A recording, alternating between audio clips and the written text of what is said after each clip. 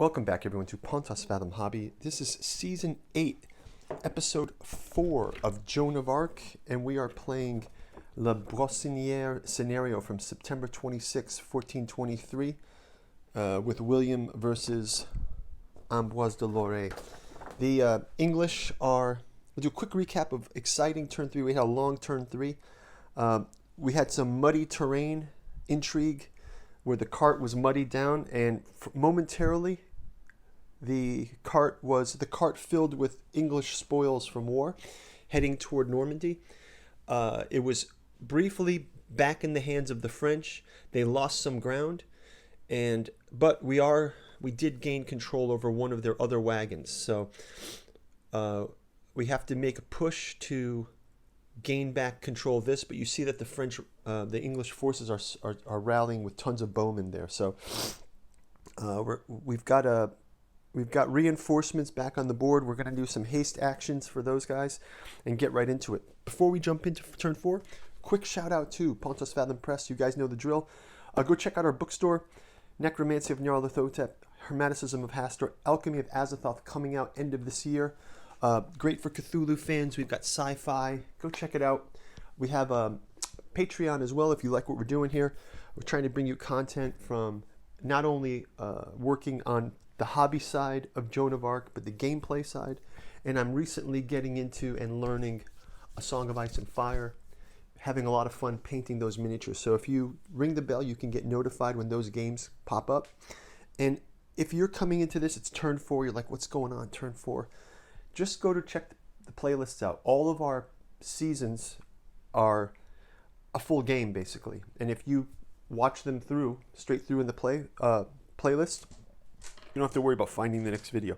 Very simple. So go check that out, and we will super appreciate your comments, and I respond to them below, trying to get the channel up to 1,000 subscribers. So thanks for you guys watching, and let's jump into turn 4. So we'll start out with our activations. We get 4 each. And we'll also get our War Council cards. So we can trade power tokens. We can get some more tokens, basically. Okay. Let's go ahead and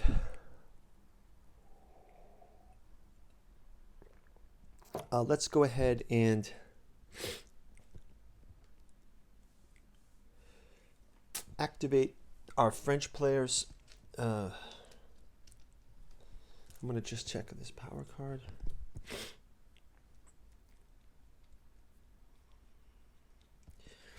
Yeah, so I think I'm going to play this intrigue here about on the double. I'm going to activate these guys, but give them... This will give them a haste. Maybe I'll give these guys the haste to push them through. I'll give these guys the normal advance. They can be our reinforcements for the last round, maybe. We'll activate these guys here and William as well. So let's kind of get all these guys in the same space. So we'll start out with having... we're going to move in Ambroise de Loire into this space, and that will give the charge attack. So he can also attack William de la Pole. Let's give that attack.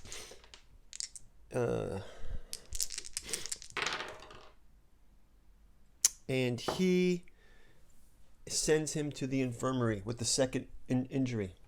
So he is disrupted now. So that space is now open, and I believe I will just move my mounted knights, not activated yet, into the space. Ambroise de Lorey can still hold the cart, and now our knights can move forward and attack only one of these. They can't fully control the cart, but let's have him attack those peasants who have no defense, really. So that I'll just roll the 2 reds, I believe. And we get a kill for these peasants, so we just mash through those peasants. We still have those other peasants not able to get to those this round.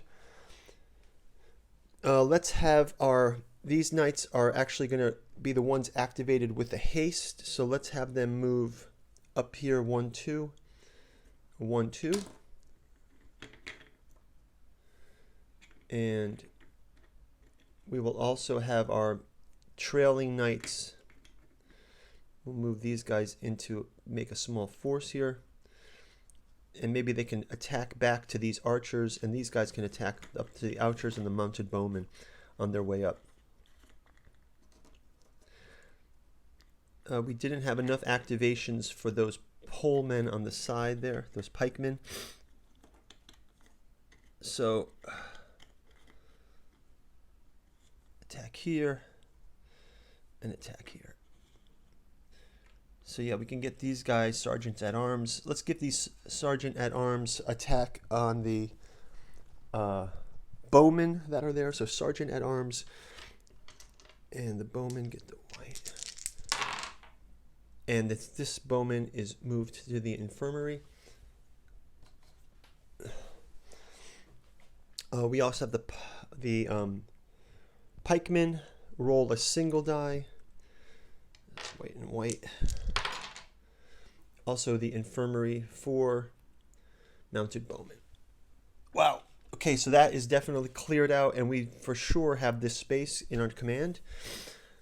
We also, as we did the haste, we can also have these guys attack this final bowman.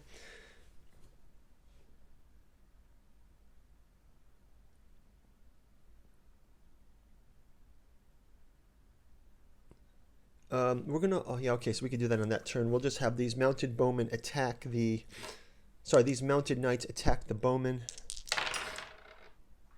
And they are able to block one, but the second one comes through, also sent to the infirmary. So huge losses for the English, and losing control of one of their carts. And I'll turn the turn over to the English player. Let's see, they've got this power card, veteran.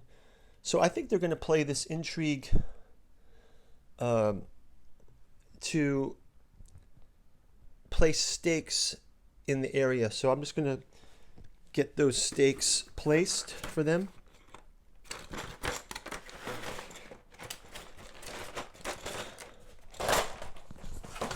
So they're able to fortify the village.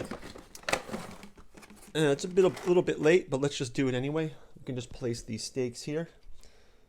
So they've kind of got bowmen in this space. They're just going to place those stakes as the defense of the Normandy village that the English are occupying, I suppose. And let's go ahead with their activations. So I will clean these activations up. And let's go to their activations. So they've got the 4. We'll have their bowmen activate. We'll have these men-at-arms activate. And these peasants as well can activate. And we'll keep one of these in reserve. So let's get into it. So we got the... let's have them move down 1 here. Actually, they can move right into this one. They'll move into this one. And they can... let's have the sergeants at arms attacking the mounted knights. Sergeant at arms blocking, mounted knights blocking the attack from sergeant at arms. Let's have the peasants attack mounted knights. Peasants rolling a yellow die. Does peasants have a special rule in this one? Is there a special rule for the peasants? No. Oh, but I can deploy. I will deploy more peasants. So just to be able to do it, I will deploy another set of peasants in the village, making it super impossible to take this. So they're really doubling down on this Normandy defense. Let's see if the peasants do any damage. And they've got a shield, so no. Shield and a thing. Peasants don't do the damage. And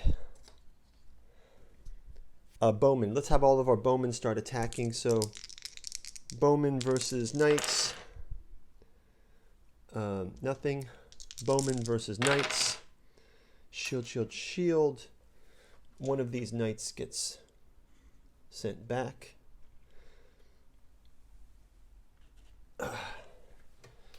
Bowmen versus men at arms. They block it. And let's have our peasants move down. Oh, that's okay. We can just leave them in the village. Just block it up. Okay, so that's going to do it for our English players. Let's go into our camp phase. We will resolve the injuries here. So we'll go our mounted knights are dead. And our mounted bowmen rallying. So they're going to go into the infirmary. Our bowmen waiting it out. William de la Pole stays in the infirmary. Actually stays in the infirmary. Disrupted. Death to these bowmen. And these peasants go to here. And that is going to do it.